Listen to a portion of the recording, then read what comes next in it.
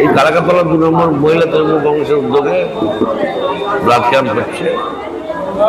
এখনো পর্যন্ত প্রায় না বেশি, এখন হচ্ছে প্রায় 35-40 জন রক্ত দিয়েছে। 100 মতো টার্গেট আছে।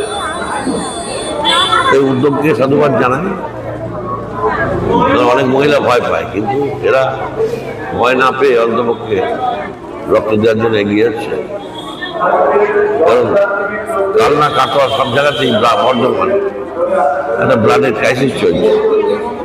সেই ক্রাইসিস মেটানোর জন্য বারবার করে আমাদের একবার কালনা, একবার কাটোয়া, একবার বর্ধমান ফোন করে। যার জন্যই আমরা ক্রাইসিস যাতে মেটে তার জন্য আবার আগামীকালও আছে আমাদের 12 পাড়াতে রক্তদান শিবির।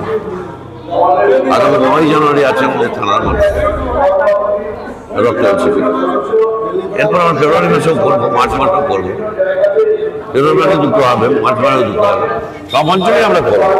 সেখানে যাতে রক্ত দেয়, রক্তের অভাবে যেন কোনো মানুষ মনে না হয়।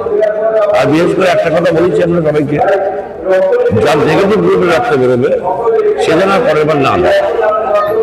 সে 4 জনের পর যদি ও নেগেটিভ বেরোয়, ও নেগেটিভ 4-5 জনের অন্তপক্ষে তাদের ফোন নাম্বার নিয়ে রাখে। যদি এবি নেগেটিভ হয় তারও ফোন নাম্বার নিয়ে রাখে।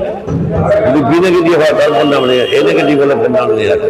তাহলে অন্তপক্ষে ওদের পক্ষে সুবিধা হবে। নেগেটিভ গ্রুপের রক্ত 2 লাখে 1টা বেরোয়,